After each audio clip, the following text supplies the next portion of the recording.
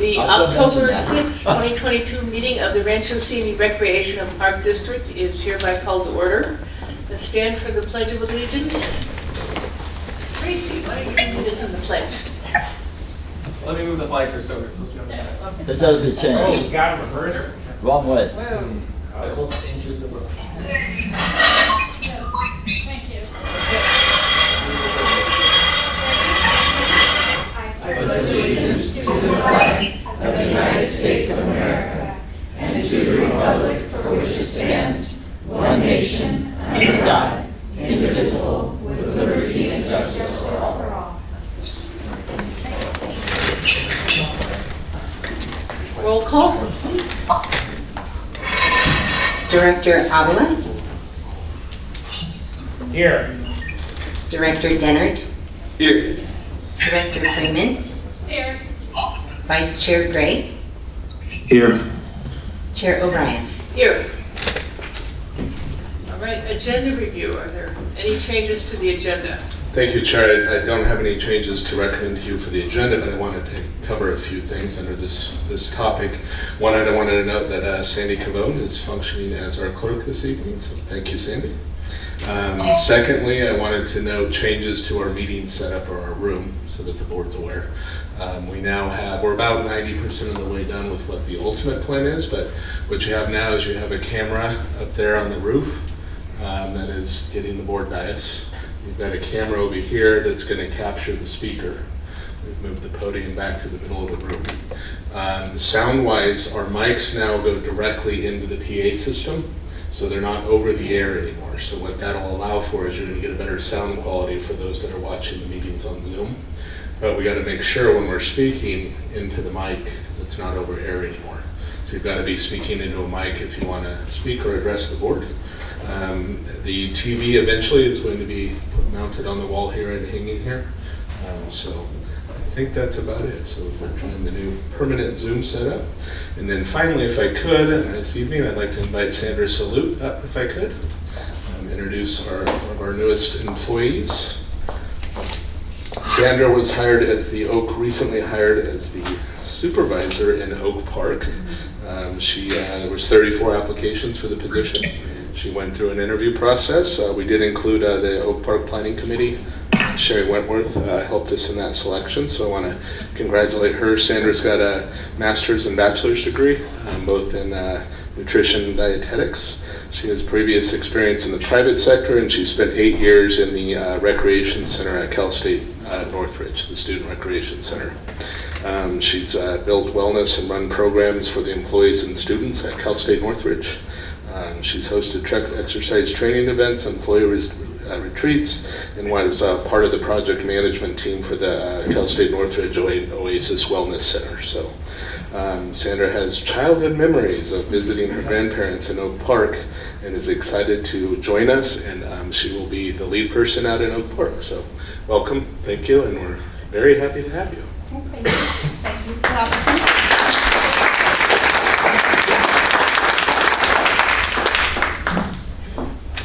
That's all I have. Okay, item 4, public statements for anything that is not on the agenda. I have 2 green cards here. The first one is Laura Stayer.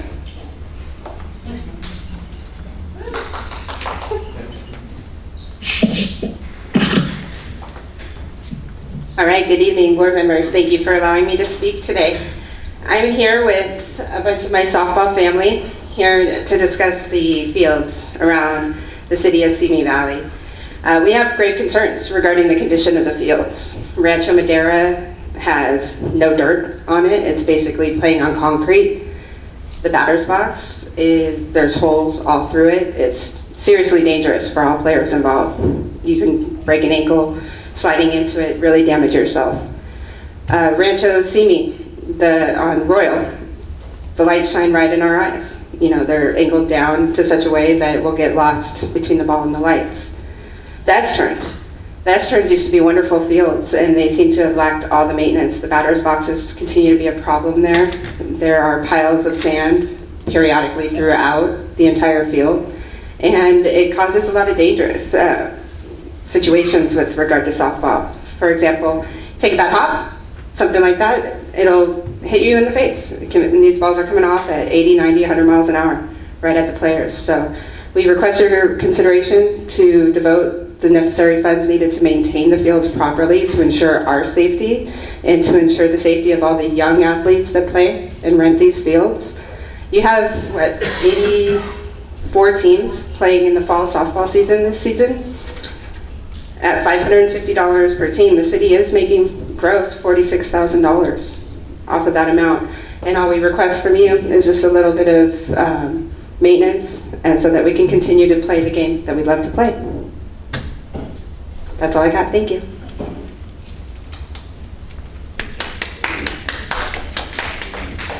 Okay, next person is Sarah Stebbins.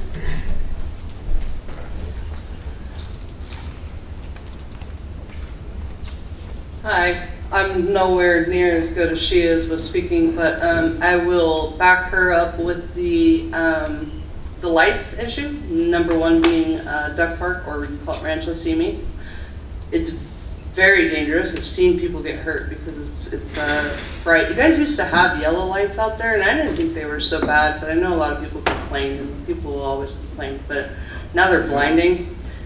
And then second most, S-turn as well is an issue, and the batter's boxes are also an issue. So I agree with her on that. As far as everything else, she's a little more experienced in the terrain. So those are the only two things that I've personally experienced that are an issue, and I think that she's right about the whole funding. The gross that you guys are making could be put more towards, I don't know, just improving these conditions.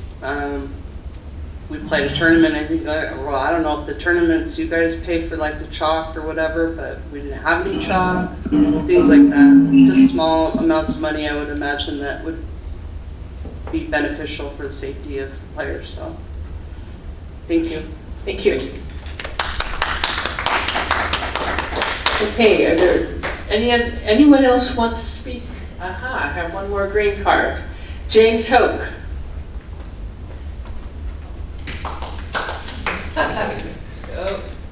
How you guys doing? So I'd like to start off by saying I've been pretty much born and raised here in Sioux Valley, and I've been playing the sport since 2002. And we do it pretty competitive. We travel all over the place. And you know, there's a lot of people that come there every night. You know, there's 6 teams per division, 10 to 12 people per team. You're looking at well over, 120 people a night that are out there underneath these lights. So at least at the S-turns over here off of Tapo, the lights are like mood lighting at best. I mean, you're trying to field these balls in the outfield, and like she said, they're coming out there pretty quick. So, you know, I just think the lighting in over here off of Tapo would be very nice to have those upgraded. We also know sliding over there, it's almost a no-go. So as you get older, I'm 43, you know, I would like to slide, but it hurts. You know, you don't heal as quick as you used to. So what happens is people, they don't avoid contact, and they start to bump into each other. And there's people out there playing in their 50s and 60s now, and it rattles you.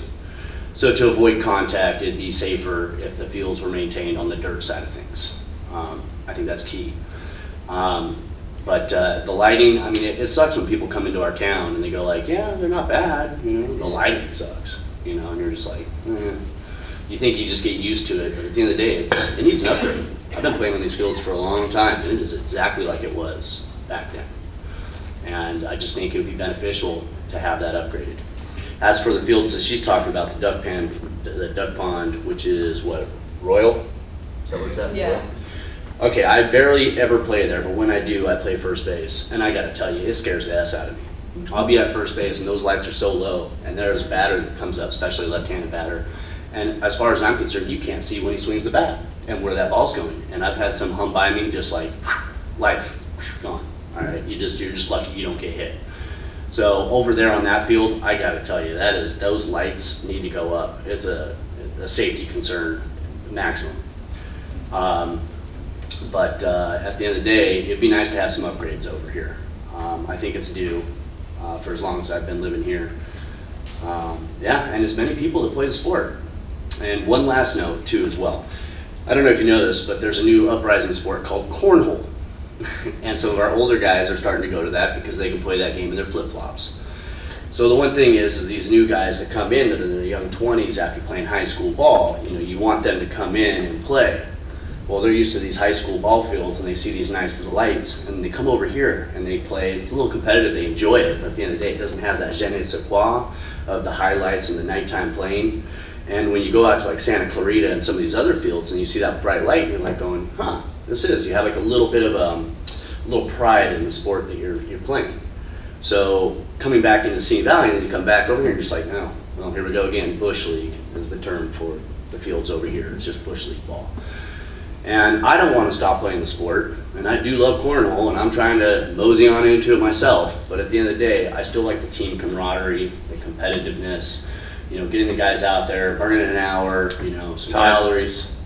All right, thank you. All right, would anyone else like to speak? Come on up. Be sure and fill out a green card at some point too, so whatever. So hi, my name is Gary Park. I've been playing ball in these fields for a long time, and I concur with all of them with the lighting. The lighting is just horrendous now. The infield dirt is hard. Same thing, we said he doesn't slide no more. I don't slide no more because then you have these rashes on your legs for a long period of time. I coached travel softball out here for many years, various different teams at all the parks. When you start coaching the older girls, you want to hit the ball harder to them because when you're at tournaments, the balls get hit hard. But when you're at nighttime, you can't hit it hard. You get bad hops. I've had bad hops. Here's a bad hop just from 2 nights ago.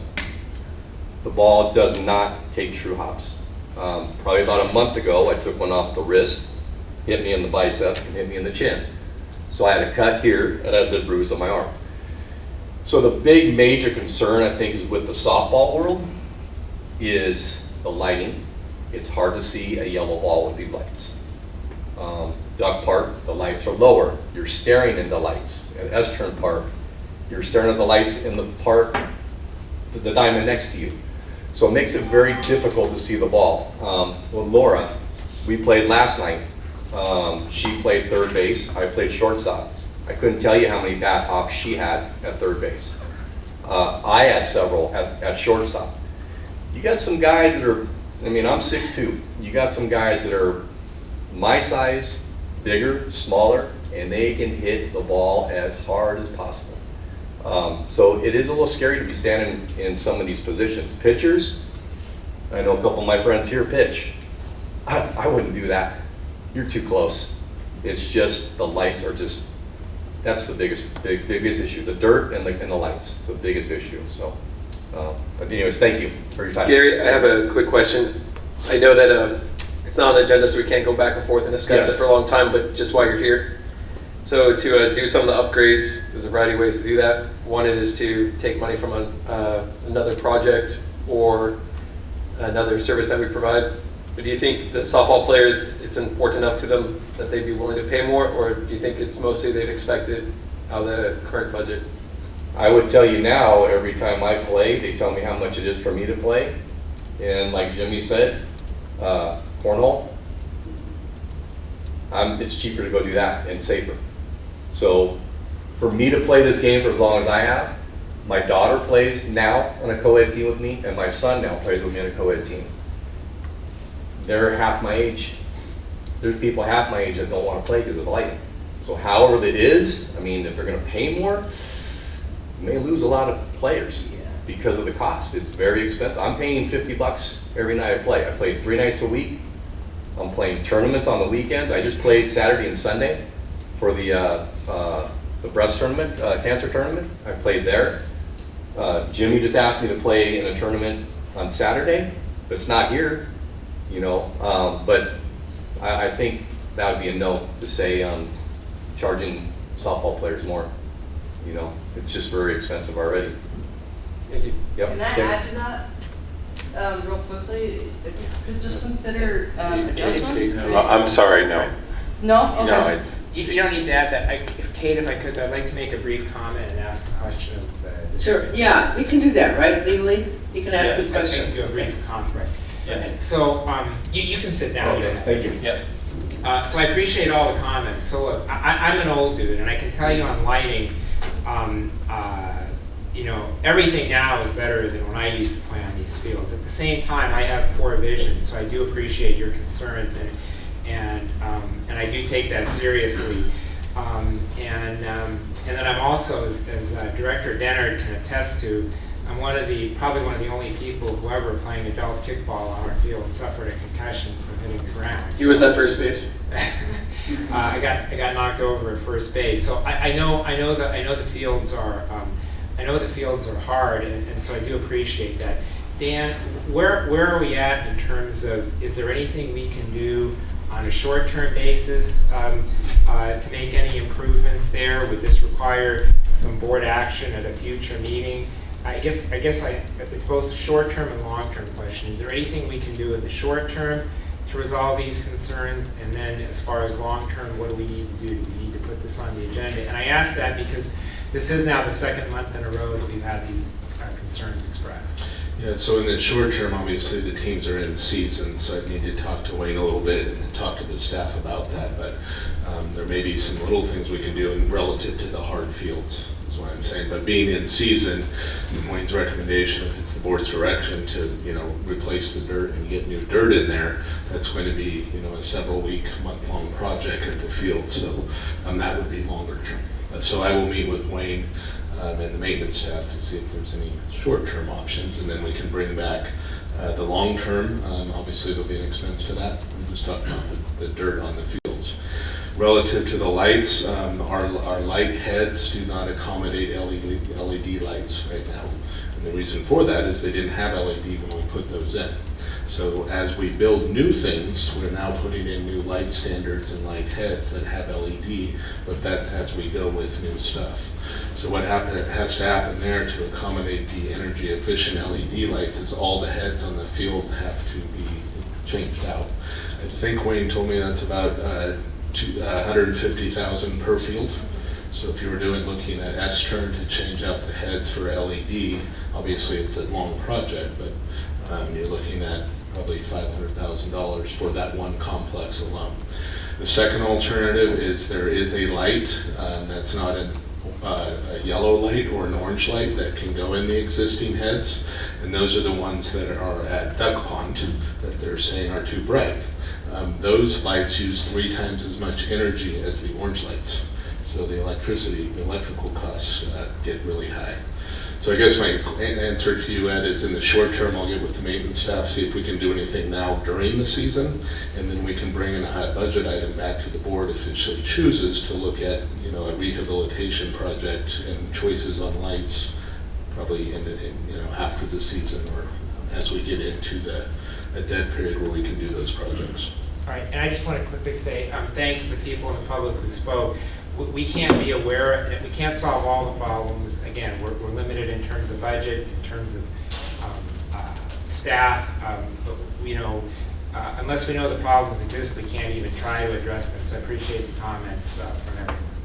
Thank you. I wasn't suggesting we should or should not raise the fees, but just seeing what all the options are to meet the needs. So I appreciate that feedback too. So would you like me to bring an item back to discuss the item, or no? Yes. I think we I should. think at this Yeah. point, yes. Okay, I thank you. have a question. Have we done something to change the lights? I'll ask Wayne to. No. They've been the I same. mean, so they've been this way for a long time. Correct. Okay. Yeah. Eventually, we'll be replacing them, but we replace them with LEDs, so yes. Eventually, yes. Yeah. Yeah. Right now. Okay.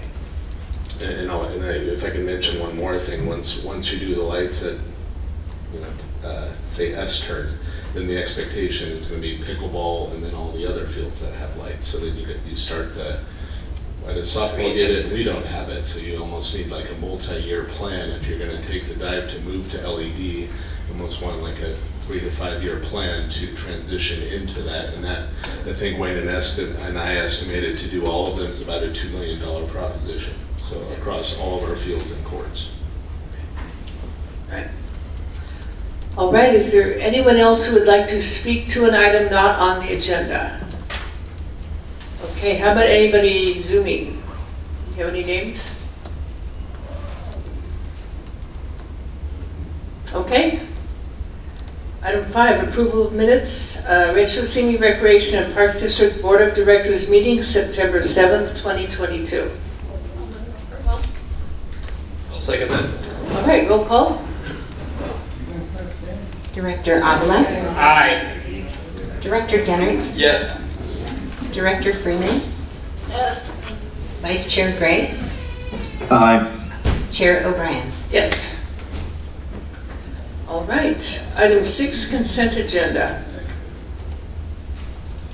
Any questions? Would anyone like to move for approval? Motion to approve. I'll second that. Roll call? Director Avila, Aye. Director Dennert, Yes. Director Freeman, Yes. Vice Chair Gray, Aye. Chair O'Brien. Yes. All right, item 7, presentations, scheduled items and public hearings. Presentation of the full-time employee of the month for August 2022 to Tracy Hemenook, accountant payroll. Honorable Chair and members of the board, yes, the full-time employee of the month for August 2022 is Tracy Hemenick. She's the accountant payroll in the administration department. She's worked for the district for a total of 9 years, including her full-time and part-time roles here at the district, and this is her 3rd Employee of the Month award. The person who nominated Tracy stated, "Employee updates are due mid-year, thus making July a particularly challenging month for Tracy.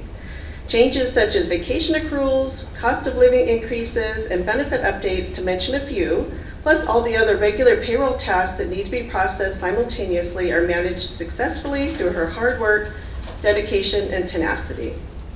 In addition, Tracy was instrumental and a key factor within the new bargaining unit, researching, creating, organizing, and documenting various tasks. She advocated for various benefits, which, if approved, would increase her workload. In closing, payroll accounting includes the challenge of getting a job done within a limited amount of time, a task that every employee depends on, and Tracy steps up to that challenge every time and gets the job done well. Tracy is deserving of the Employee of the Month recognition, so congratulations, Tracy.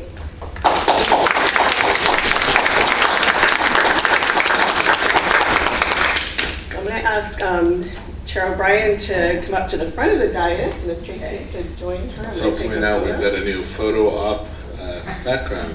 Ed, what do you think? It's good. Yes, excellent. Just nice and sleek.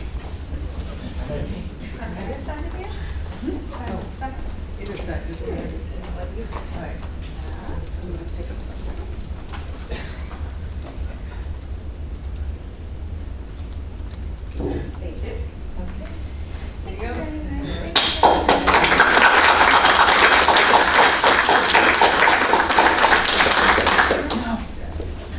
Thank you. Chair, may I comment, please? I just want to say, in addition to this very well-written staff report from a coworker, I just wanted to reemphasize that Tracy does an outstanding job. She does her work with accuracy, commitment. There's not a stone unturned at her desk, and employees all appreciate it. I appreciate it as her supervisor, so thank you for a job well done. And also wanted to mention that Tracy's a member of the Chamber Leadership Group this year, so congratulations.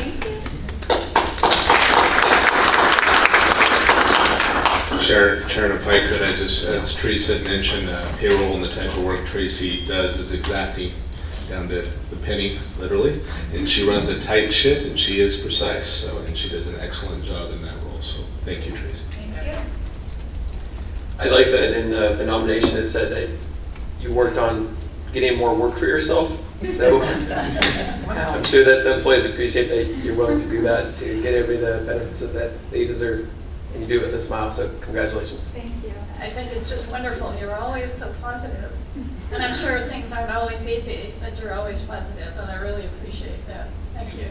And Tracy, this is not a knock on anyone else, but you always look busier than anyone else around. So I applaud you just for that. Great. And Rick is here. Welcome, Rick.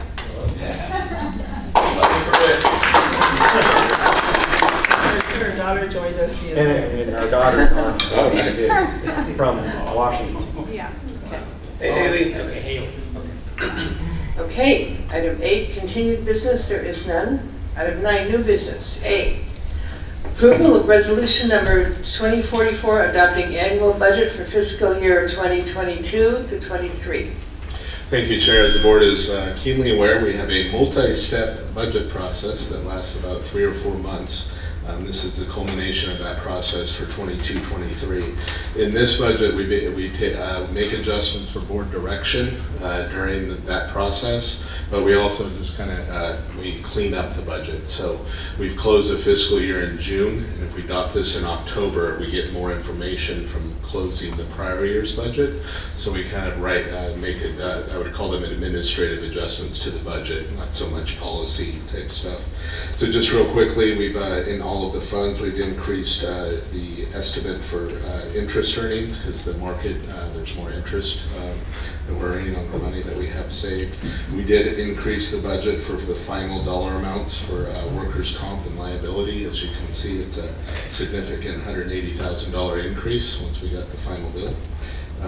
We made the adjustments for the employee compensation packages that the board approved.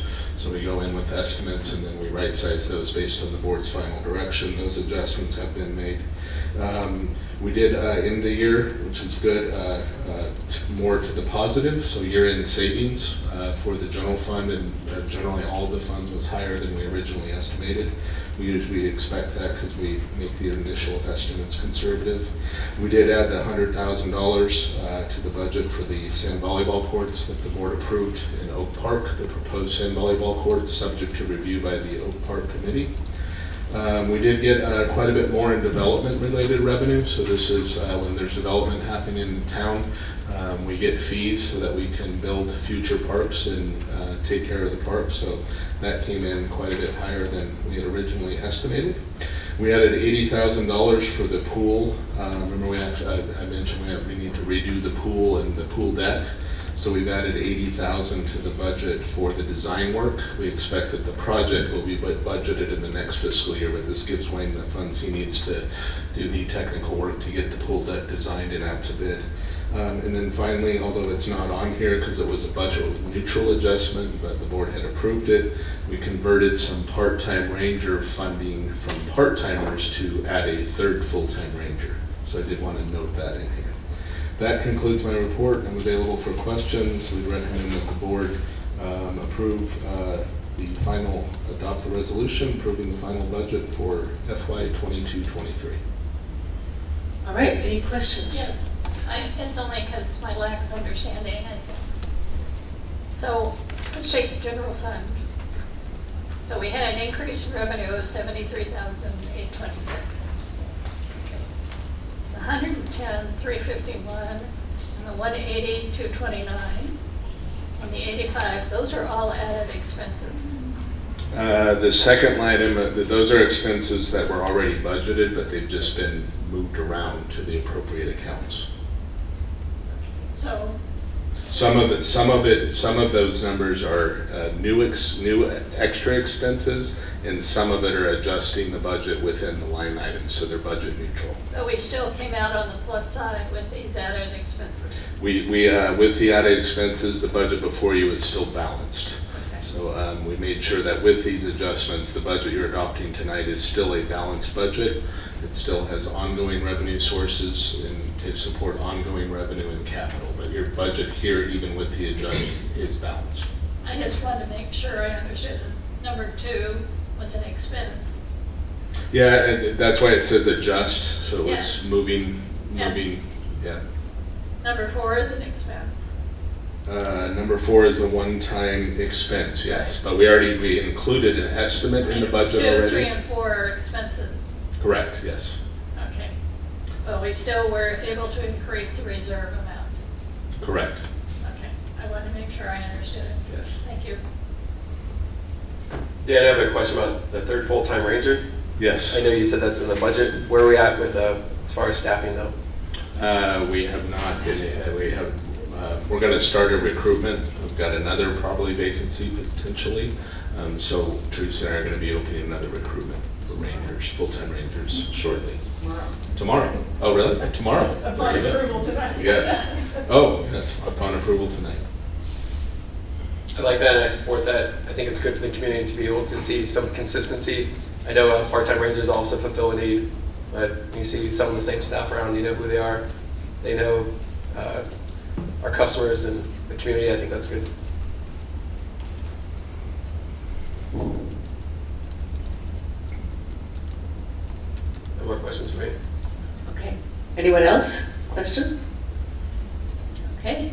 Public comment? All right. Public comment. Is there anyone from the public who would like to comment on our budget? Okay. I'll entertain a motion to move for approval. I'll move approval. Okay. Do I hear a second? I'll second that. Okay. Josh was faster. All right. Roll call, please. Director Avila, Aye. Director Dennert, Yes. Director Freeman, Yes. Vice Chair Gray, Aye. Chair O'Brien. Yes. Okay. All right, item B. Review and approve adding United States Space Force service flag to the Rancho Tapo Community Veterans Park Plaza. Thank you, Chair. Wayne Nakaoka, the District's Director of Planning and Maintenance, will provide the report. You just balance the budget, but every time I stand up here, I'm asking for money, so. Let me tell you how nice it is having the podium in the middle. It's a little unusual. Wayne, and then a year later, it's twice as much you're asking. Yes. You know I love you, dude. All right. Chair O'Brien, members of the board, the United States Space Force was established on December 20th, 2019, creating the first new branch of the armed services since the establishment of the United States Air Force in 1947. Space Force is a separate and distinct branch of the military and is currently organized under the Department of the Air Force, similar in manner to how the Marine Corps is established underneath the Department of the Navy. A few veterans and residents of Simi Valley reached out to several board members and staff about adding the Space Force flag to the Veterans Memorial at Rancho Tapo. Exhibit A, attached to your report, depicts the current flag configuration that's out there. Exhibit B is staff's proposal for the addition of the Space Force flag. Basically, the proposal or the improvements of the proposal can be broken down very simply. What I'm asking for is a new 35-foot ground level flag to be placed in the center of the memorial, right next to the eagle. This will display the American flag and the POW MIA flag tethered below. What we're going to do is take the current California flag and move it to where the American flag is. And then we're going to install a shorter flagpole where the California flagpole is, similar to this height or the same height of all the services flags out there, to put the Coast Guard flag on there. And then simply moving the Coast Guard flag over and installing the Space Force flag where the current Coast Guard flag. I'm getting confused, sorry. I should know this off the top of my head. All the corresponding marble plaques and service plaques that are out there will have to be relocated to correspond to their new location. Staff estimates the construction cost for this project will be $47,000 around there. The conceptual design of the Space Force flag addition has been reviewed and accepted by representatives of the local veterans organizations. One of them is here tonight. Fiscal impact wise, there's no current funding for this project in the current budget or the 5-year capital improvement plan. If it is approved tonight, staff is recommending that this funding for this project be added as a capital improvement plan to next year's budget, which gives me 6 months to get the flag in place before Veterans Day, which works out quite well.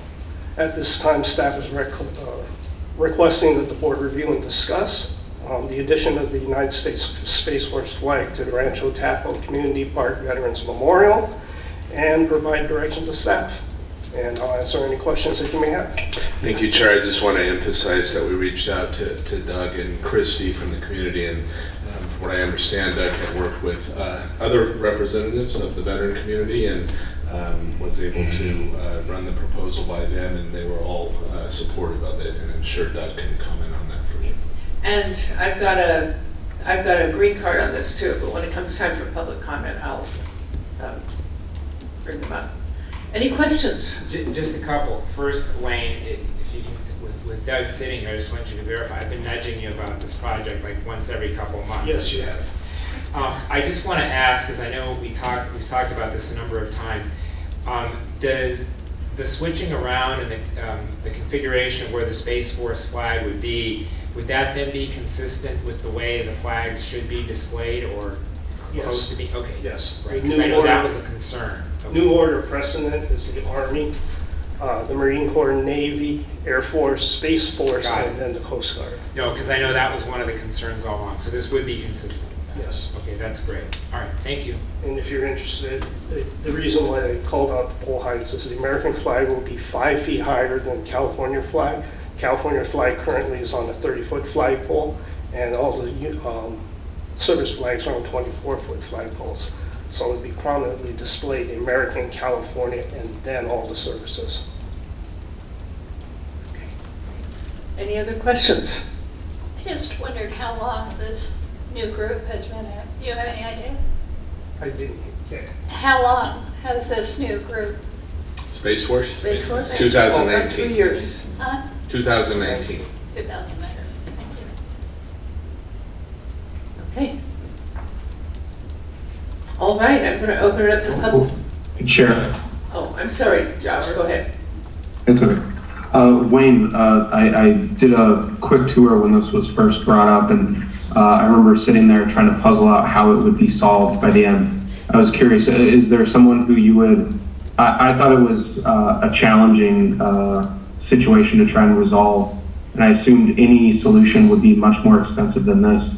Is there one person you would credit with figuring the American flagpole should be in the center? No, actually, the concept came up between me and Dan while we were sitting in a meeting one day, playing with little stickers, trying to figure out where everything would go. Yeah, it was. Director, I would say the credit goes to Wayne for figuring this out. Well, thank you, Wayne. That was an interesting puzzle, and I love the solution. Hey. Works for me. All right, I'm going to open it up to public comment. I have one green card, Dave Bamforth? Bamforth. Come on up. Thank you, Board. First, I'd like to say thank you for the beautiful veterans area that we have.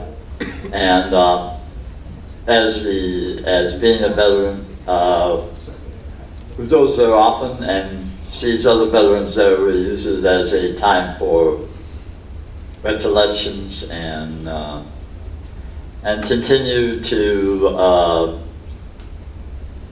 talk about our problems that we have there and see if we can solve them. And there's a lot of veterans that are still suffering from effects of whatever campaign they were in.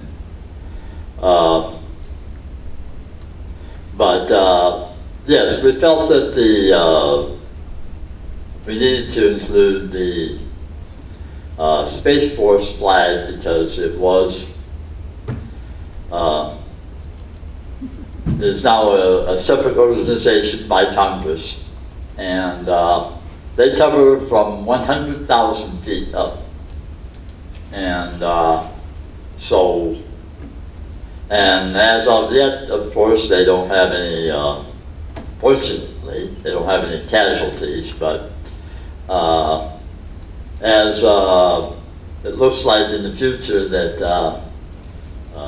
NASA is going to be replaced with the Space Force as all of the, I call them the little computer nerds that will be taking over.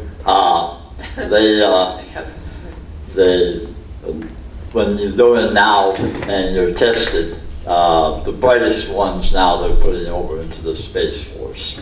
And so they're in charge of all the satellites, and they'll be in charge of everything that goes on above that 100,000 feet. Everybody, to give you an idea of 100,000 feet, an airliner flies at about 35,000 feet. Famous reconnaissance aircraft, the SR-71, at an altitude top of between 80 and 90,000 feet. So this would be another 10,000 feet above that. So it's up there. And but anyway, we thought that they should be included, as they are, like I say, mandated by Congress. And I'm glad that both Dan and Wayne. Worked on that and came up with a reasonable, I think, budget solution concerning, especially nowadays. I just pulled into the gas station today, and I think I had to reach for my heart pills, I'm not sure. Especially since I just came back from Idaho, where there is green grass, blue skies, white clouds, and the last I paid for gas 3 days ago was $4.29. So, but I think in the inflation that we have nowadays, I think that's that should be done. And anyway, I think that it'll continue. It'll allow people to continue to go there, and even the newer people now will be able to go there and think about their commitment that we all gave and continue to live by our duty, our honor in our country. Thank you. Chair, if I could, real quick, I'm just, Doug, you're reaching out to the other folks that you ran the plan by? Yes. Can you describe what you did a little bit? Yeah, I went out and I talked to all of the organizations, and I got the signatures of all of the commanders and the vice commanders, and of each organization agreeing with the plan as it was, and I think that's it. Perfect, thank you, and thank you for being our ambassador to help us anytime have them review it. I love Appreciate it. Yes. Thank you. So Chair, I'll make the motion to approve adding the flag under the proposed configuration. Great. Do I hear a second? Second. I'll second. Okay. Roll call, please. Director Avila, Aye. Director Dennert, Yes. Director Freeman, Yes. Vice Chair Gray, Aye. Chair O'Brien. Yes. Before we move on, Mr. Vanforth, I want to thank you for being an example of good citizenship and organizing people and connecting with them so that we could do this in the proper way. We appreciate you. Okay, item C. Agreement with Brian Taylor Gordon Irrigation Design and Consulting for irrigation system design for Simi Hills Golf Course. Thank you, Chair. Golf Course Manager Brian Reed will present staff's report. Evening, Chair, members of the board. My request this evening is for funding for the agreement to do our irrigation system design for the upcoming irrigation replacement at Simi Hills Golf Course. It's not often that I'm up here asking for more money than Wayne. He usually outbids me quite a bit, but the staff report is pretty straightforward, so I won't go through the whole thing with you. There's a copy of the consulting agreement. We've had a lot of experience with Brian Taylor Gordon Golf, and they are one of the best companies out there. Jeff knows them, our irrigation project consultant knows them well. And the irrigation system design will be the first major piece of our irrigation project. It'll cost, well, their bid is $65,000, includes travel and expenses, but other miscellaneous expenses might be billed separately. There is money budgeted in our plan this year to cover these expenses, and I'd be happy to answer any questions anyone has. Any questions from anyone? I have a comment. Okay. I'm really, really happy this is finally happening. It's been on the books for so long, and it's something that has been needed for so long. And I think this is great that it's actually happening. Yes, ma'am. Yeah, it's long overdue. We typical irrigation system at a golf course lasts in the 20 to 25 year range. We are at 41 years and counting, so it breaks down on a regular basis, and we're very much looking forward to getting this project done. I would bet that we'll maybe use less water when all is said and done too. It will, yeah. Our system is kind of drawn up to save about 400 sprinkler heads, which should translate. Most of those heads are in the rough, so they don't go through the same amount of water that we do in the fairways, but it should be in the 10 to 15% range per year. And Chair, if I could admit, in the budget that we adopted, the board had adopted a very high draft estimate of $3 million. As the board's aware, we've got construction costs. Well, obviously the designers will come up with, but I wouldn't be surprised if the project is more than what we have budgeted. We do have the funds to do the project. It's just a matter of what the final budget number is. But I do expect it, probably given bidding conditions and all of those things. So Brian is going to do some design engineering with these folks to try to do it in a way that reduces the water impact, but also will reduce the cost of the project. Brian has also reached out to Cayugas to see if we can participate in any of their incentive and rebate programs for water savings. Right, yeah, they have a number of different programs, from a straight $3 a square foot for production, but also some miscellaneous programs that they have for different things. This thing is not working very well. Okay. We actually should have probably done public comment. We probably should, yeah. Is there any public comment? Yes. Yes, Doug, go ahead. Switch hats. Oh, you can sit right there. I'll just stand right there. Actually, we need you at the microphone. Okay.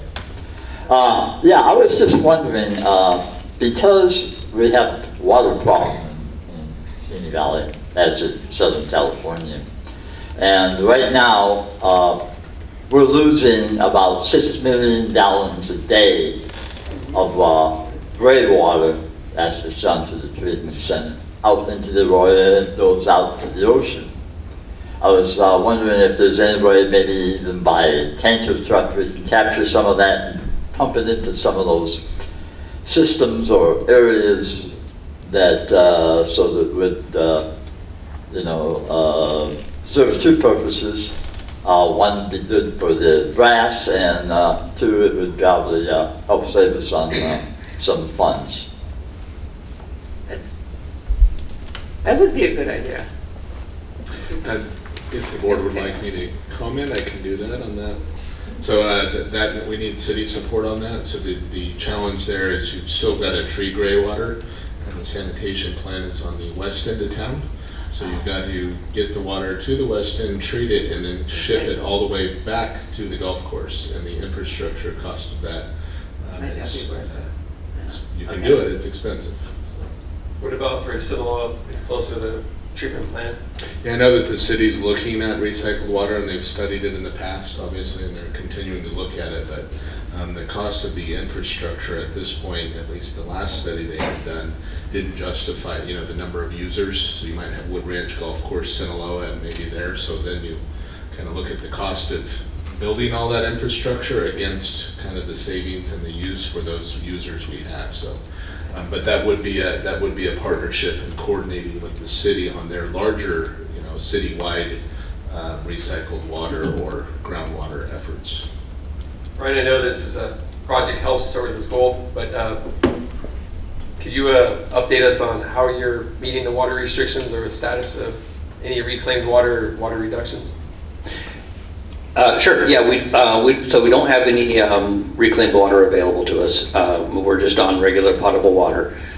We met with the city a couple times and we've talked about it. We are currently, there's a dividing line between functional and non-functional turf. So Wayne is taking a little bit bigger hit at a number of the parks, watering them less, and we're watering the functional turf a little bit more. Right now at the golf course, We're trimming our water use in the 10 to 20% range. Some of the other ball fields, I think, are doing about the same. But right now, we're cutting water use around 10 to 20%, and we're hanging in there. I mean, we basically have cut back in the rough area around that. It's not as much in play. thank you. Hopefully, yeah, that's much better, thank you. Yeah, so we're concentrating the cuts kind of off center so that the fairways, tees, and greens are still getting the normal amount of water into us. We're just kind of sacrificing the rough. Okay. Any other questions or public comment? Okay, who would like to make a motion? I'll move approval of staff recommendation. I'll second. Okay, roll call please. Director Avila? Aye. Director Dennert? Yes. Director Freeman? Yes. Vice Chair Gray? Aye. Chair O'Brien? Yes. Okay. Item D, approval and adoption of part-time employee pay schedule effective October 28th, 2022. Thank you, Chair. Ms. Pennington will provide staff's report. Thank you, Chair O'Brien and members of the board. The district's practice has been to review and adjust the part-time pay schedule in December each year as needed. Employee recruitment has been a little more difficult recently, which has necessitated an early review of the schedule in October this particular year. Staff is recommending an increase of 4.5% for most of the positions, early implementation of the minimum wage mandate to $15.50 per hour, which is due to be effective January 1st, 2023, and the reclassification of select positions, to allow for more successful recruitment and retention of employees. The cost for the pay increases will be absorbed in the 2022-23 budget with savings year-to-date and position vacancies. And if approved, the ongoing costs will be included in next year's budget. So at this time, staff's recommending approval of the pay schedule that's attached to the staff report, and happy to answer any questions. Okay. Anyone have any questions? No?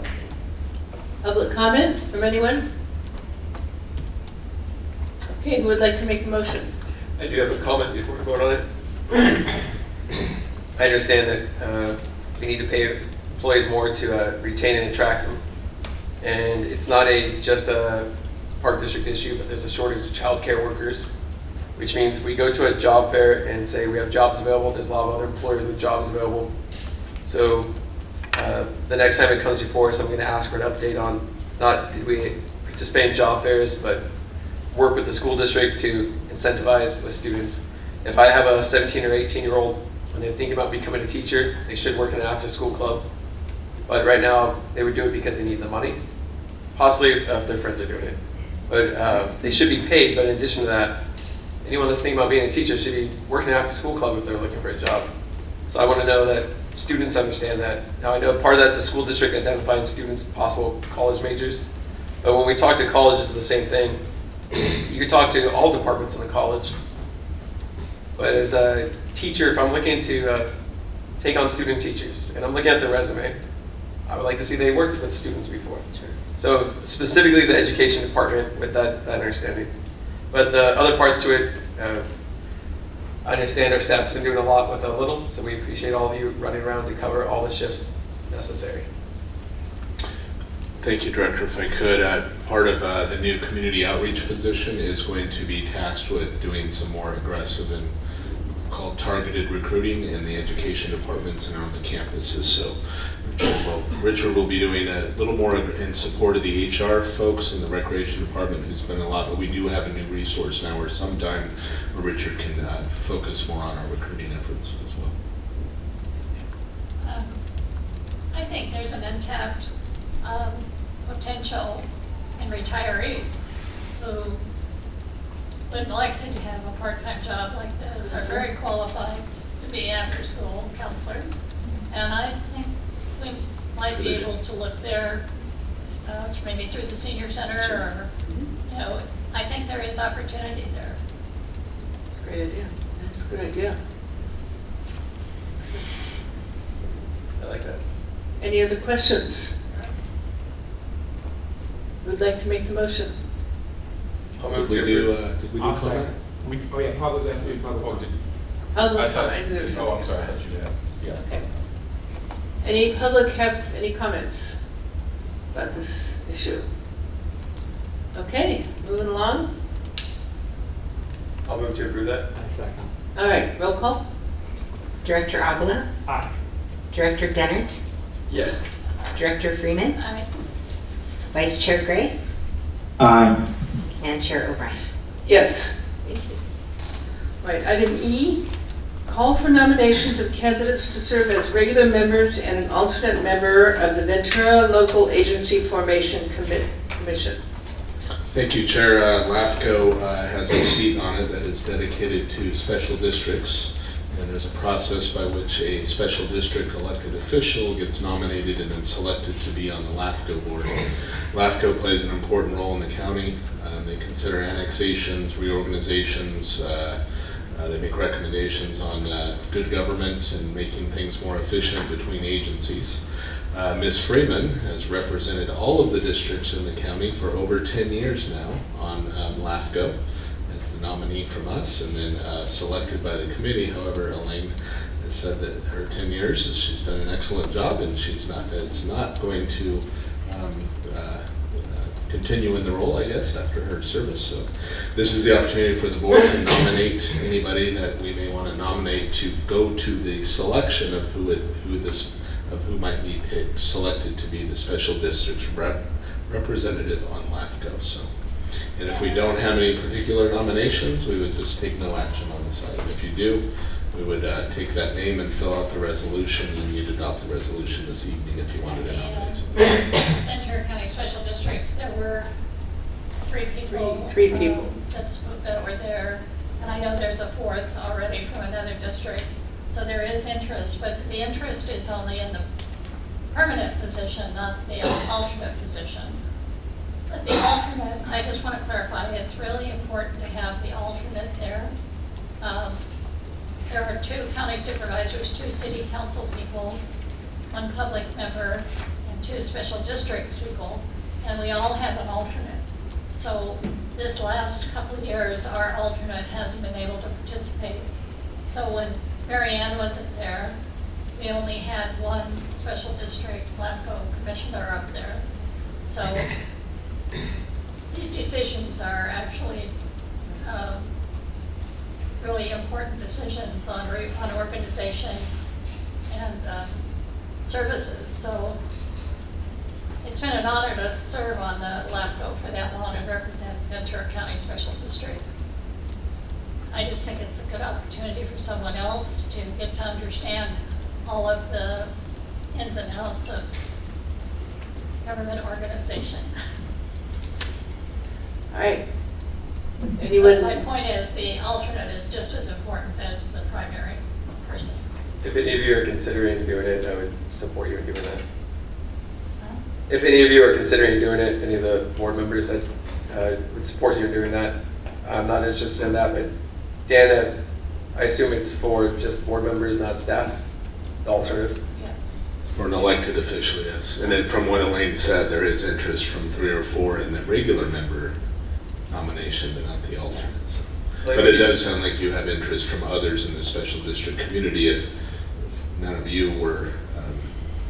I mean, it's important when you're a LAFCO commissioner, you are no longer a special district person or a city council person. You have to look at issue and make sure that the annexation is the right annexation and everyone is well represented. So it's not just you're not just there as a special district person. You're there for good government. How would you say the commitment is? Is the meetings on Ventura, I assume? Well, actually, since COVID, we've been able to do Zoom all the time, which has really been a blessing. You get $50 a meeting, and the packet usually is pretty thorough.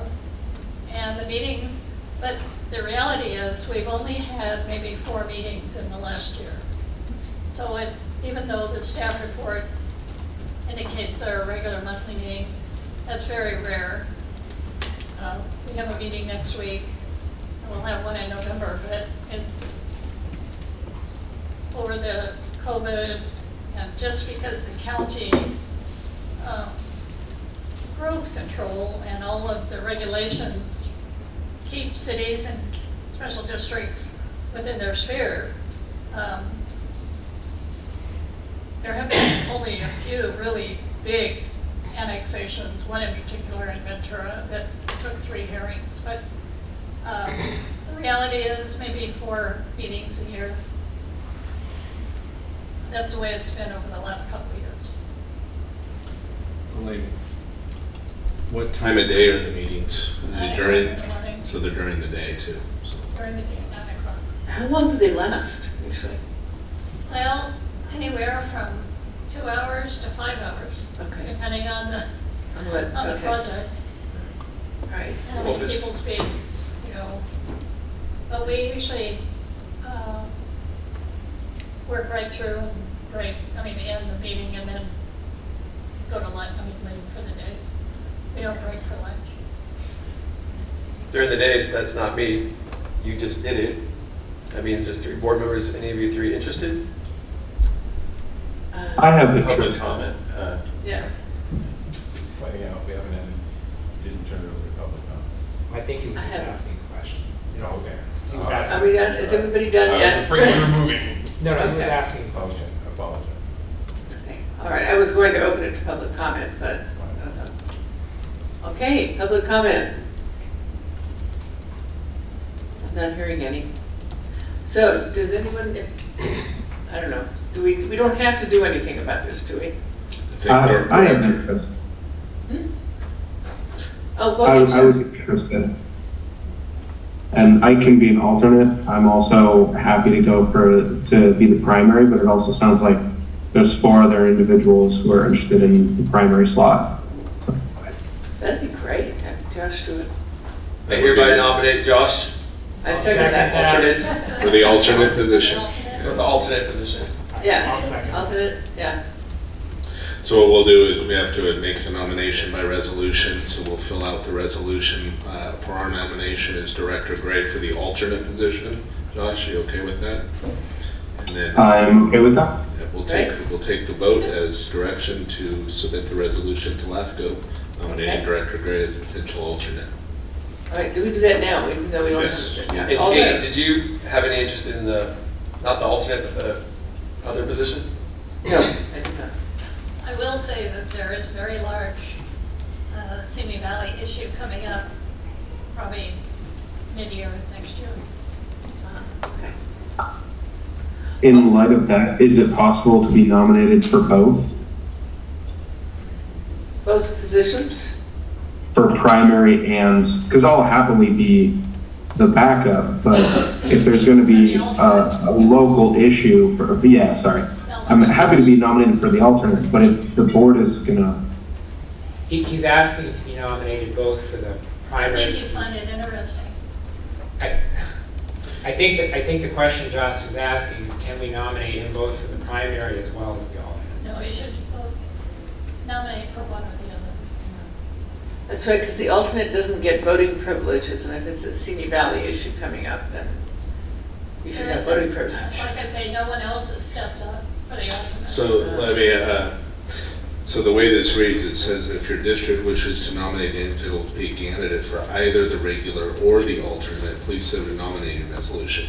That being said, I think you could nominate for both. You'd adopt two resolutions, one to nominate for the alternate and one to nominate for the regular position. So we should probably do this one at a time then. So I'll nominate Josh for the permanent position.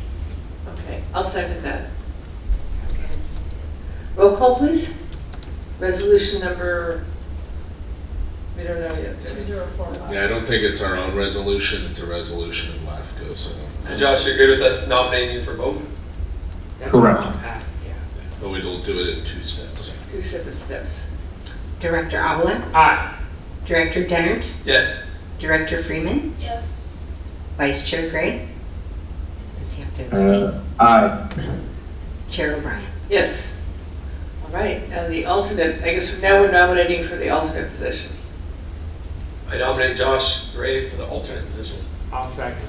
Roll call, please. Director Avila, Aye. Director Dennert, Yes. Director Freeman, Yes.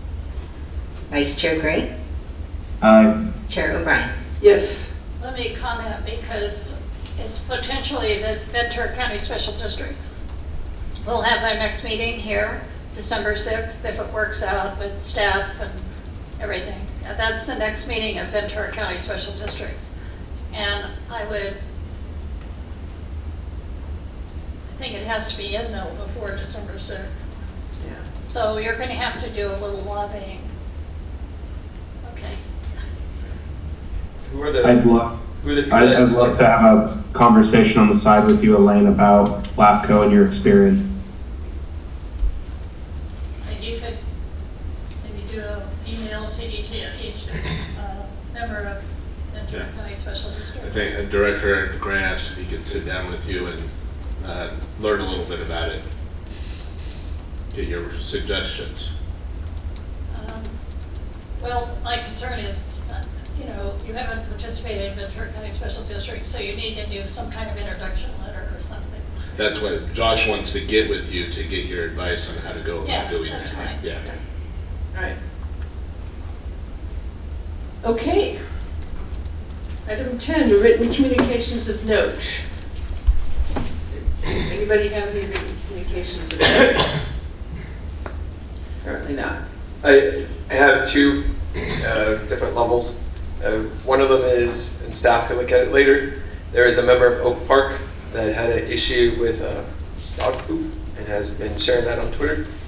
So I'll follow up with staff later so they can see it. And then the second one is a group of disc golfers. That's what they've been tweeting at me, so I'm sharing it. See the letter, right? That's okay. Written communications of note, I'm not sure. Never mind. Yeah. They've expressed this concern multiple times. And then that's it for me. Okay. All right. Item 11, reports by board members. Why don't we start with you, Brian? Continue with you. I was able to be on the ranch recently, and I shared the importance of getting outdoors and some of our upcoming events. The hardest limitation of that is I don't know when our staff's more slow time is, but it's definitely not October. So I try to just focus on the events that are coming up the quickest, but there are so many of them. Our Bobcat naming post is popular with lots of different suggestions. I'm looking forward to the process is Nikki Collier is going to make the call. I'm looking forward to how she determines the names of our Bobcats from all the suggestions. I met with a group of disc golfers at Sequoia Park. They have a light that goes onto the disc golf basket, and there's a little nut that it locks onto it basically. It's a solar powered light and has a little light switch on it. They came to us to ask for permission, and the reason why is they're interested in raising the money for them. They're relatively inexpensive, like $40 a basket. But parks close at dusk. But in the winter, 5:15, 5:30. So they weren't concerned playing all year long with the lights, not in the middle of summer, but just in the winter months. So I said follow up with staff with that suggestion. And I really like when members of the community come with us of concern and a solution. Like they're willing to play to do that. I attended an Eagle Scout award ceremony for some projects, including a project that was done in one of our parks, and we've recognized the scout for that.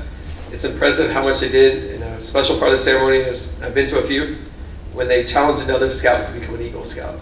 So they are being recognized, but they look around the audience and call somebody else, usually a scout that's just started or a little bit younger, and say, you're gonna be up here too. So I like that part. Nikki put together the Bio Blitz with her team, and it came out well. She mixed a variety of events, and by mixing a variety of events, she was able to bring in different people. With staff, my suggestion is always we experiment and try new things and see how they go. So if we mix it up and do it a different way the next time, whether it's successful and we do more or less, I'm good with that because we're trying new things. And the Rainbow Bridge at the dog park is complete. If you haven't seen the pictures of it, it's pretty awesome. I was very nervous that we were going to misread the directions and hit a water pipe, but we did not. It was on Sunday. And so as soon as the auger was out of the ground, we did not hit a water pipe. It felt so much better. But there's been an awesome outpouring from the community supporting the Girl Scouts and their Silver Award project for doing it. If you haven't seen it yet, it's a bridge. And they painted rocks. They sold dog treats to raise funds for it. They were standing outside the dog park selling dog treats. They invited people to paint rocks, and people told stories about their dogs as they painted rocks. A few cats made it in there too. And for their project, I had just suggested a bulletin board. A simple bulletin board, take a picture, put it on the bulletin board of your dog. So they dreamed much larger, more extensive, and more detailed, and the project came out really well. The last item, I have spoken to a few people that think that we should honor Rick, the bike guy McClure, in a variety of ways. And I'm suggesting that we put it on the agenda maybe at a future time. One suggestion was renaming the Royal Greenway, and I understand we have policies about naming. And I spoke to some of the people interested and said, what about an alternative where we do a service project, where a part of the Royal we clean up together? By we, I don't mean just the park district, but his friends, family, and supporters. And they call it Rick's Ride, or just a part of it where it's cleaned up. They maybe put in some benches, make it look nice, and then every time they ride, they could remember some fond memories. So I'll talk to staff and Dan a little bit later, with choices and what we might do. That's it for me. Great, thank you. Elaine. Director O'Brien and I both had a joint meeting of the Strother Community Historical Society Committee on Monday. And we went over all of the maintenance items that need to be done and events that are coming up. Talked about the pinning shed needing to be repainted and updated. And there has been, the Historical Society Board has signed a contract to do that. Coming up, October 22nd is the Heritage Halloween. October 30, Dia de los Muertos. November 4th is the annual membership meeting, and there's always more food than you can imagine. And November 18 is the barn sale. And if you're looking to donate items that you think they could sell, I took about 5 bags down of things that I thought might work for them, donated to the Historical Society for their barn sale. And then on December 4th is the holiday open house.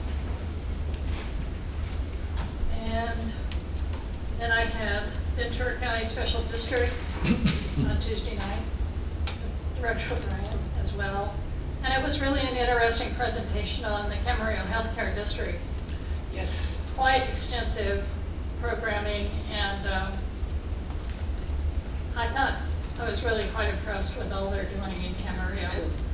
And there's nominations now open for president and vice president, treasurer. They're 2-year terms. They'll be starting next year. So if anybody's interested in sitting on Ventura County Special Districts as an officer, you have an opportunity. That's it. Okay. Ed. Oh, I did have one more thing. I wanted to thank Dan and Richard. At the last minute, I got a call from Darcy Richardson. She had an emergency cancellation on her speaker, and they stepped in and did a great presentation to WINS. And people are really impressed. You know, I think we lose sight sometimes of all the things we do and how big we are. And most people have no clue. So it was really, thank you guys. This was a presentation for what? The Women's Information Network of Simi Valley, WINS. Okay. Ed. All right. I usually don't have a lot, but this time I'm all over the place. I may forget something. Okay. All right, here we go. All right, the first thing I want to add on to something from board member comments from last time. There was discussion about how we should proceed with the district manager's evaluation in the future. And I don't have a problem with an evaluation form, although I'm not a big fan of bureaucratically created forms. But I don't have a problem with that. But I think the main thing that I would want us to look at when we discuss this after the first of the year is whether we should do the evaluation in two parts. For me, the last couple of years has been a lot healthier evaluation where we've actually asked questions of the district manager and reviewed specific things that happened during the course of the year. And what we have to remember is that function of evaluating the district manager is one of the most important things that we do as board directors. So when we look at it, my suggestion will be that we look at some sort of a format where we ask questions of the district manager, get the answers, and then we can sleep on that and do the evaluation. You would not give a student a grade without grading the final exam. We're not supposed to make comments or vote on a topic until we've heard public comment, until we have all the information. So I would just add that when we have the discussion that we discuss possibly doing it in two parts. The second thing is I want to welcome Sandra to the Park District. I have to say I've known Sandra for 20 years and I have a lot of confidence in the choice. She's talented, she's motivated, and most of all I just hope for the sake of the district that we can finally get some continuity out there in Oak Park. So welcome to the district, Sandra. Then I've had a lot of meetings with staff. I've met with Dan and Teresa multiple times, met with Zach multiple times. I sat down with Danielle, sat down with Richard, and then even, although I don't really count this, but a couple days ago I chatted with Laura over there at the community center, but that was in my sweaty after run mode, so I don't count that as a true meeting. But I have to say, not just with the hiring of Sandra, but I know we're making other additions to the staff, and we've known on paper that we've needed that, but after sitting down and talking to the various individuals and various staff members at different levels, it's more than just something on paper. It's clear that we've been shorthanded, it's clear that we're in need of help, and so I just want to appreciate the entire staff, especially Dan, Teresa, Zach, Danielle, Richard, Laura, now Sandra, you're going to be part of that. But I know you've been overworked and you've been taking on tasks that are well beyond what your expectations were. I just want you to know that for me personally, it's really appreciated. We have a district that's looked upon so fondly, and it's because of all of you. And we've known that, and we see that in the results, and we've seen how much hard work you put in just because of how shorthanded we are on paper.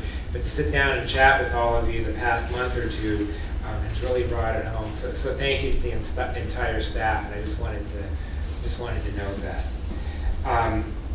The next thing I wanted to bring up, speaking of the staff, I think Richard was going to surprise me, but since I was meeting with him, I guess he couldn't hold back. So I don't really wear name badges anyway, and I know Director Dennert and I joked about it. I could put like a red X through that thing on the, But Richard especially made the new sleep design that you saw up there on the screen earlier this evening. So thanks a whole lot. I may actually wear this one. I love it so much. I may actually wear it. So thank you, Richard. And then I have to say, like I said, there's a lot I wanted to point out, but Perhaps the highlight since the last meeting came just a couple hours ago, but Dan and Danielle and Richard and Director Dennard and I were at the closing ceremony for the community games. The last time that we were actually able to attend anything like that was in 2019, their opening ceremony. They haven't had a ceremony since then. But again, credit to the staff. In 2020 and 2021, the senior games, otherwise known as the community games, took place, and I can tell you it's so cool that we were still able to partner with them and put those games on those last couple of years. I'm impressed by how much participation there is in the different events, some of which I've never heard of before. As I was telling Director Dennard, my wife won't let me participate in the poker event because she thinks I'd be a ringer. But as I said, I probably could participate in pickleball because that would be last place, so I wouldn't be interfering with the medals there. But they really have, it's not just the amount of participation, but the enthusiasm. And when Councilmember Litster and Director Dennard and Dan and I were handing out the medals this evening, just the excitement that they have. I mean, they wanted to take photos with us when they were getting their medals and everything. So what a highlight. It's great that we were able to keep those games going during the pandemic. And it's nice that the ceremonial aspect is back as well. So what a highlight that was before the evening tonight. Okay, thank you. Josh? Yeah, I was also able to meet with Richard. I want to thank him again for his time. I was very excited with all that him and I discussed, and I'm excited to see where we'll go forward as a district with him helming the projects that he is. Earlier this week, I met with Gary Seaton, and we'll talk about that issue later in closed session, I believe. Other than that, I'm looking forward to Oktoberfest on Saturday. We'll be at Rancho Tapo. And I'll just add that if staff, once they've collected all the names for the Bobcat suggestions from the community, much more casually, it doesn't need to be anything official, but I think it would be highly entertaining if they could forward me a copy of some of the best community names and best in terms of the ones that were off the wall and entertaining and not at all serious. I think you could see most of them on the Facebook page. I can, but there may be others that are emailed in. There may be others that aren't shared publicly, and I would love that. And if any of them end up being truly, very funny, there's a possibility of us sharing runners-up that don't make the cut but are still humorous. That I think that's something social media oftentimes lacks, and something we as a park district may be able to provide so long as it's appropriate. And that concludes my report. Okay, thank you. I had several things. I did the Historical Society and Special Districts with Director Freeman, which you've heard about.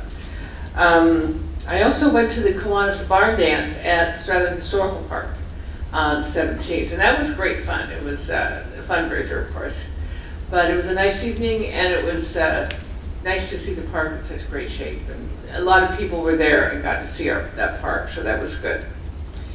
I also attended the opening of the Vintage Senior Center low-income housing, which is located at our old location.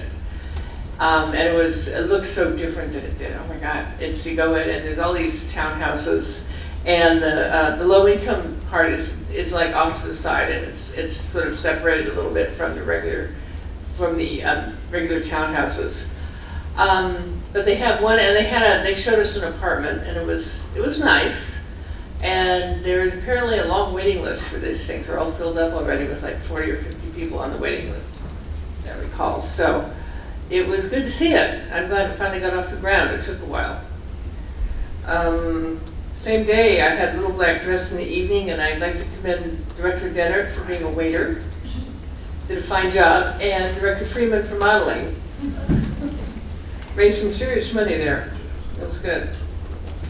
And last, and probably most important, I have tickets for the senior pancake breakfast. They're for sale, $5 each. So anybody, they're in the car. I've got them in the car. Anyone who wants one should let me know. It's October 22nd, 8 a.m. at the senior center.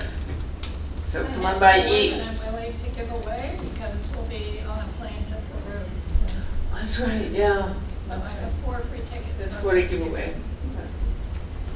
So, and that concludes my report. Let me just add on our old site and walking around and looking at the buildings and placement and the space. Sorry, I can't. Mic's not working. I turned it on. At our old facilities, the buildings, I would recommend you take a drive in and just look at how they laid out everything, and they've finished off the buildings well, internally as well as externally. And on the seniors, which is run by the Housing Authority, it's 100% occupied, and they have over 70 on the waiting list 70, for the senior affordable. So not only did we benefit, but a lot of other people are benefiting too. That's true. Okay. Item 12, report by district manager. Thank you, Chair. No issues of significance to report regarding COVID or the skate park. All is well.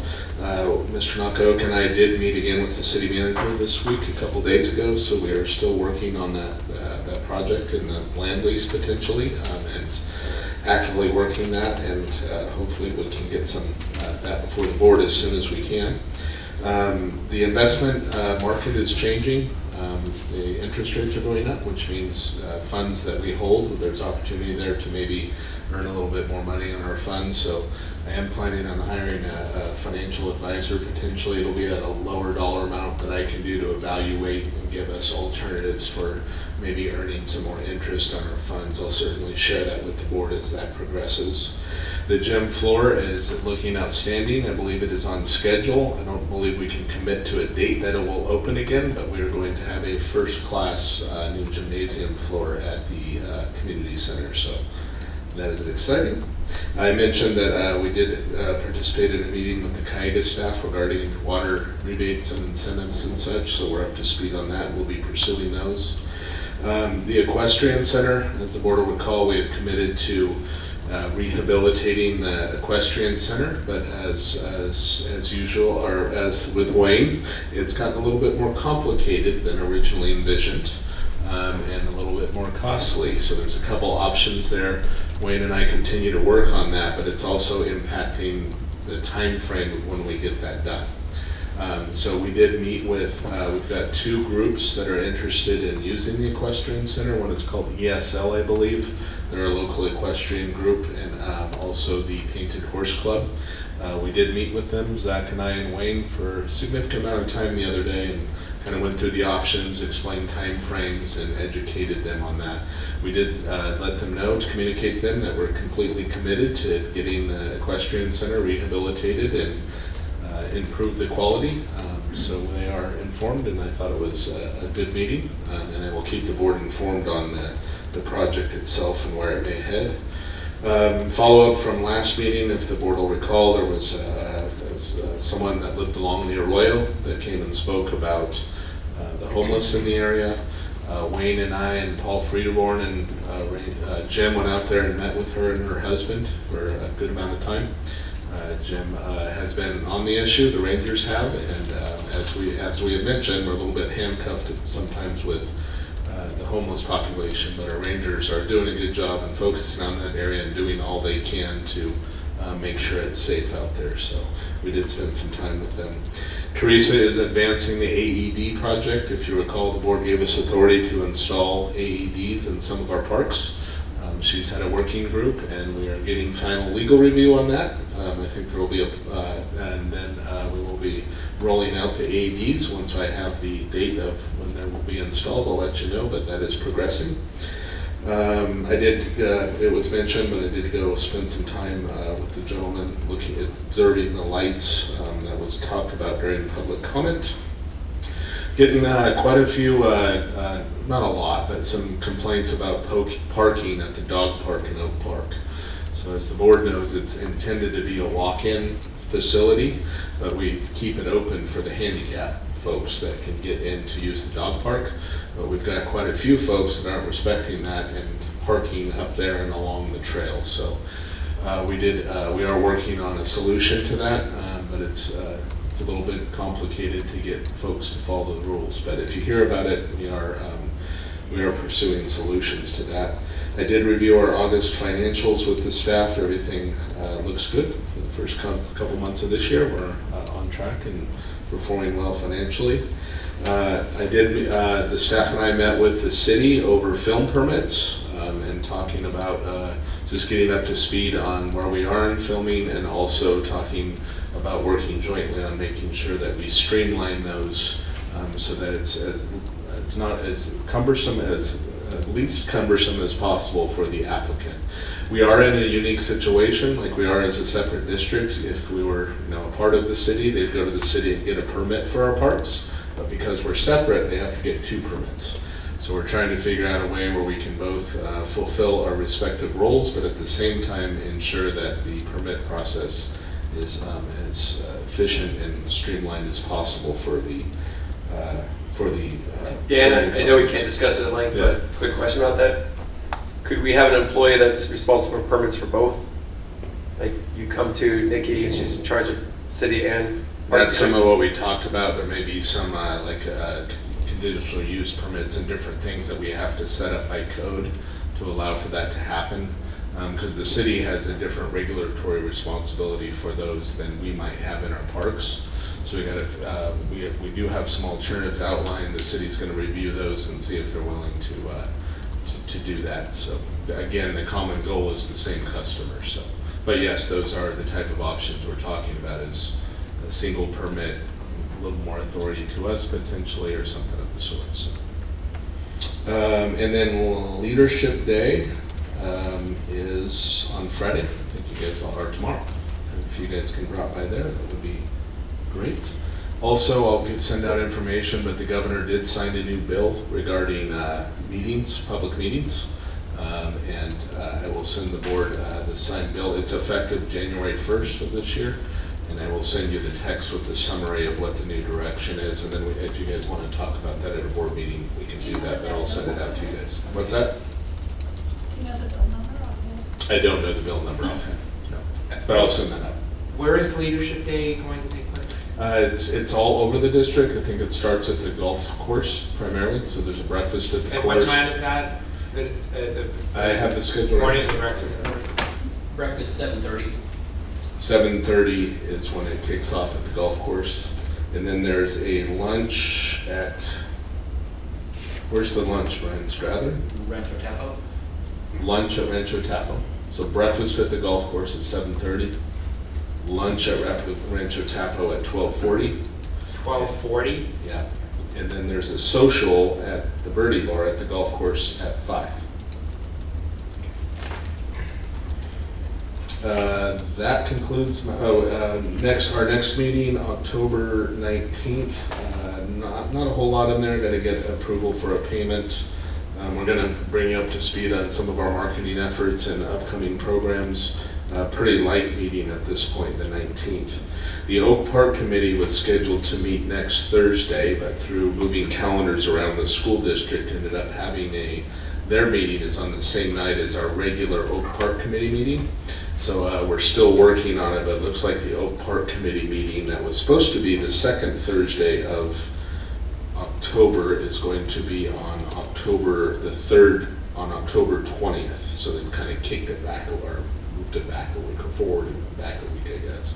So the meeting, the regular Oak Park Committee meeting is not happening next week, and the tentative date is October 20th. Once we finalize that, I'll get out the word to the liaisons to the committee. And that, we don't have any other committee meetings on the calendar. That concludes my report. Thank you.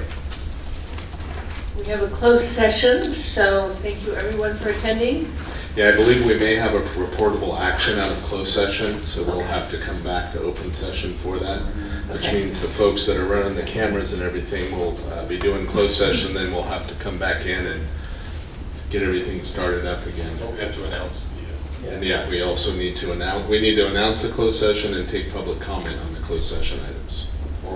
go with those. Right now, we can do it now? Or Yes, do we it- announced. Okay. There's 3 items.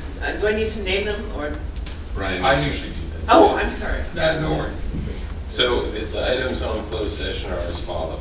We have closed session pursuant to Government Code Section 54956.95.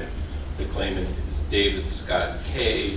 The agency claimed against is the Rancho Senior Recreation and Park District.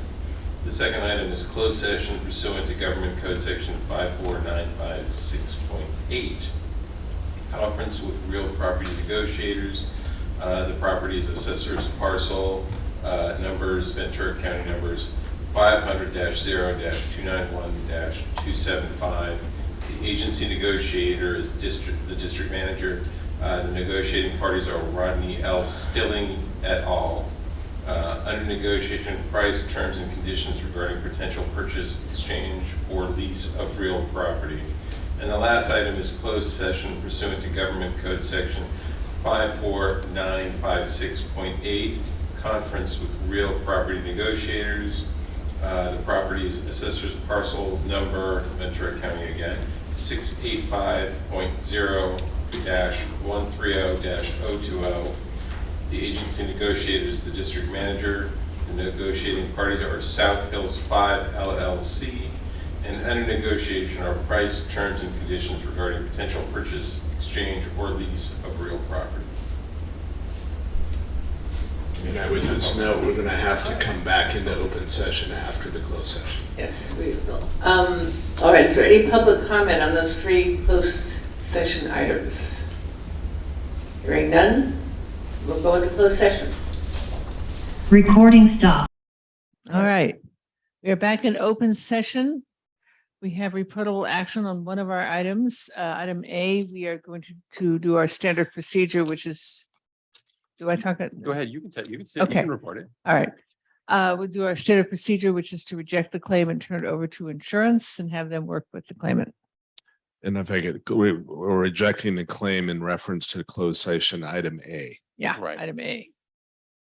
And there were no other reportable actions. Yeah, no reportable action on the other 2. All right, there's nothing else. I'm going to adjourn the meeting. We are adjourned.